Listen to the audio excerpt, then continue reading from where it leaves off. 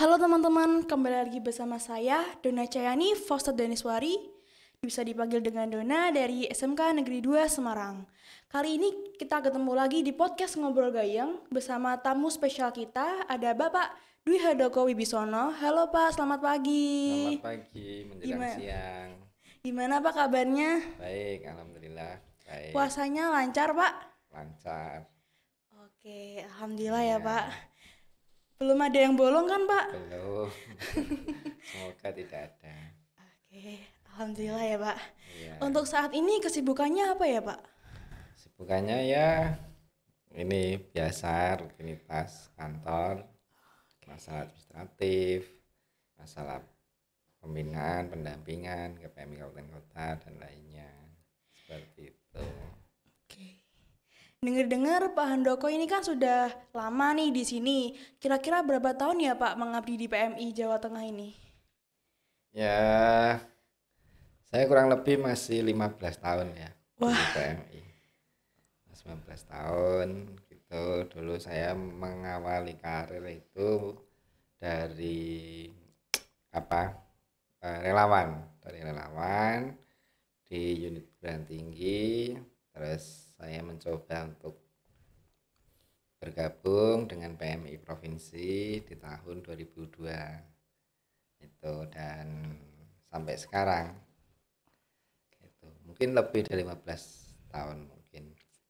Tapi untuk masa relawannya, jadi 15 tahun itu dengan posisi sebagai relawan, dan setelah itu bergabung menjadi pegawai kayak gitu, Mbak.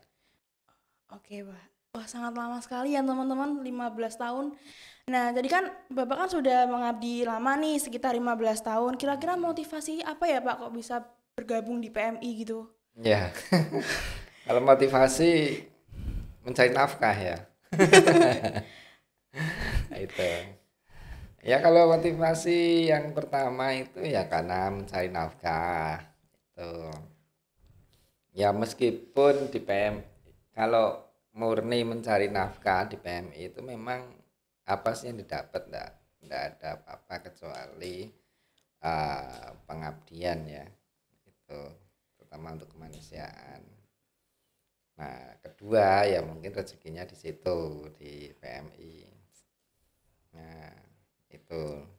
Tapi yang jelas motivasi utama di saya bekerja di PMI ya untuk kemanusiaan ya, karena PMI itu adalah organisasi kemanusiaan seperti itu. Ada nggak sih pengalaman Pak Handoko yang berkesan sekali di PMI ini? Ada Apa dapat tuh Pak? istri. Kan ada yang apa, ada yang bilang kalau PMI mengantarkan jodoh. Nah itu saya dapat jodohnya dari kegiatan-kegiatan PMI itu. Oh ini mah curhat ya.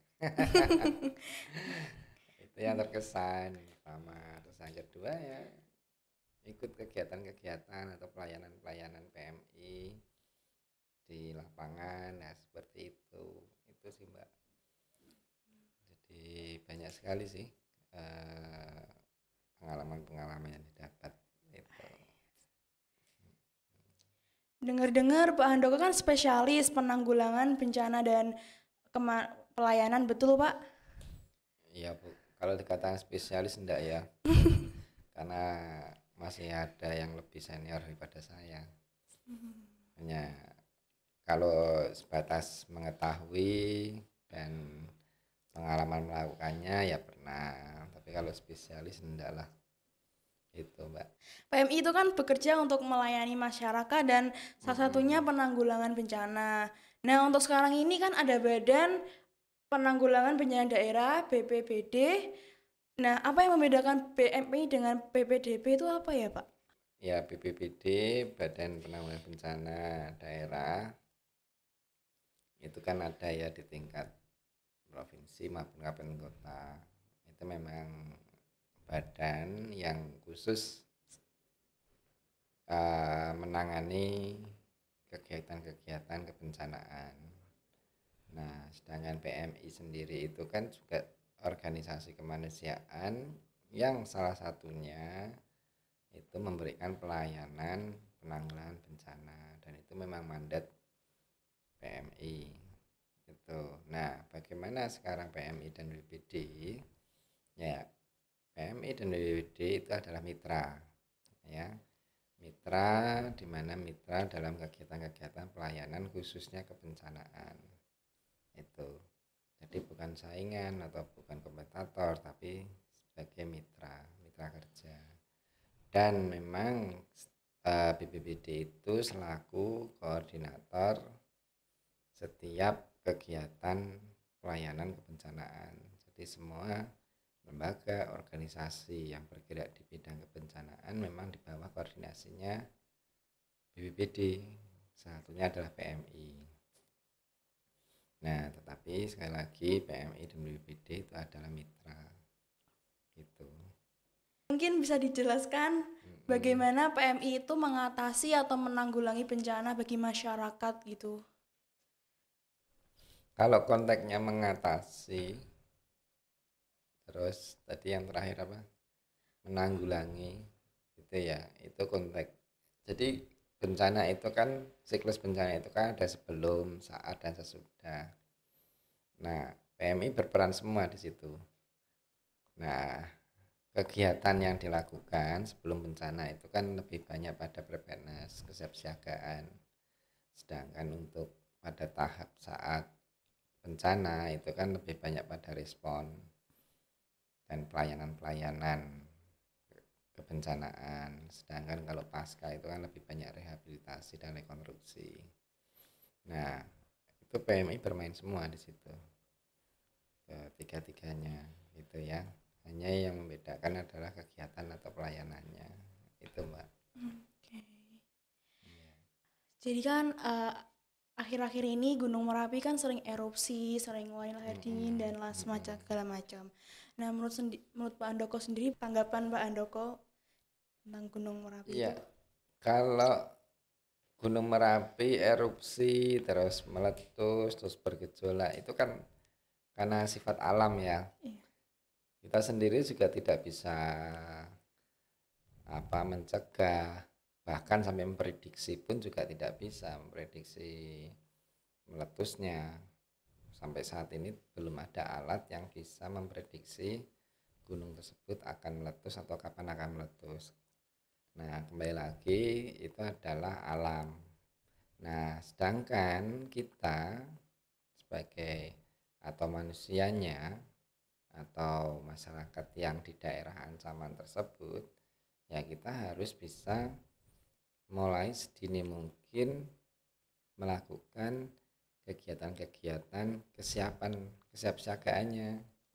Apalagi kan Merapi itu kan sampai saat ini kan statusnya masih waspada terus ya, bahkan iya masih waspada. Nah, tentunya masyarakat dituntut harus lebih siap nanti ketika gunung tersebut mengalami erupsi dengan letusan yang eksplosif gitu. Jadi sekali lagi menanggapi gejolak Merapi, karena itu adalah alam, ya biarkanlah alam yang berbicara, alam yang bekerja, alam yang bertindak gitu ya. Nah, sedangkan kita selaku humannya, lembaganya, ya yang perlu ditingkatkan adalah kesiapsiagaannya.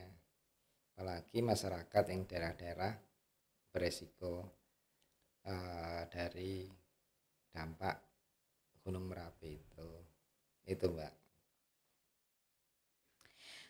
Saat ini kan Gunung Merapi sedang erupsi, Pak. Apa yang diberikan PMI untuk menolong atau mendukung para korban-korban bencana erupsi?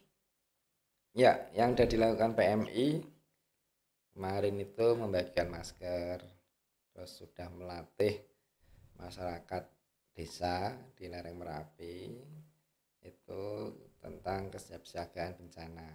Jadi kalau binaan PMI itu adalah SIBET ya, siaga bencana berbasis masyarakat. Nah, itu sudah dilatih semua masyarakatnya.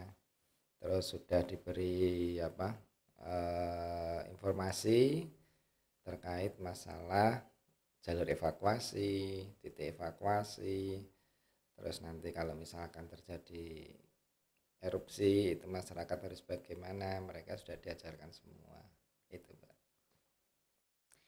Untuk situasi Gunung Merapi saat ini tuh bagaimana ya Pak? Atau masih erupsi atau masih apa gitu?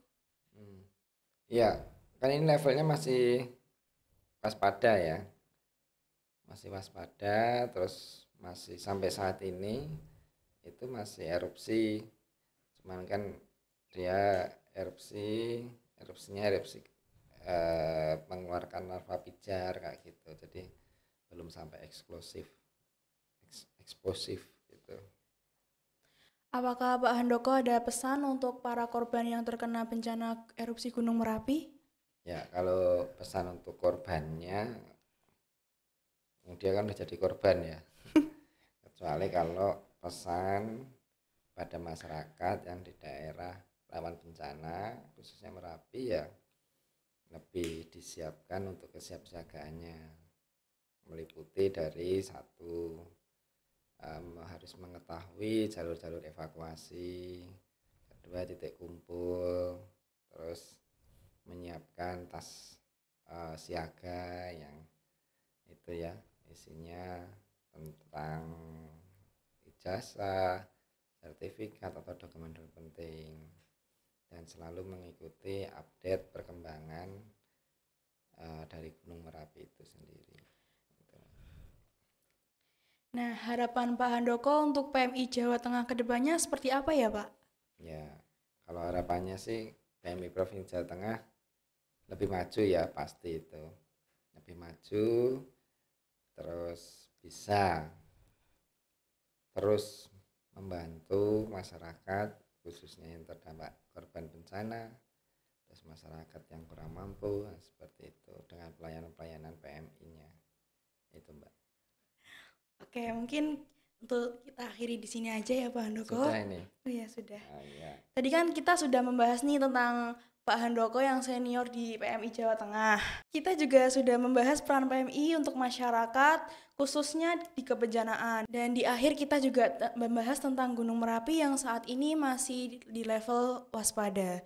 Dan semoga aja cepat membaik dan tidak menimbulkan banyak korban-korban lagi selanjutnya. Oke Pak Handoko, terima kasih ya Pak untuk menyempatkan waktunya untuk ikut podcast di Ngobrol Gayeng kali ini. Mohon maaf Pak jika saya ada kesalahan kata maupun ucapan. Untuk kalian jangan lupa like, comment, subscribe, dan share ke teman-teman kalian. Dan jangan lupa follow sosial media PMI Jawa Tengah. Nanti ada di bawah sini, ada di kolom deskripsi ya teman-teman. Berjumpa lagi bersama podcast Ngobrol Gayeng di episode selanjutnya. Dadah. Dadah.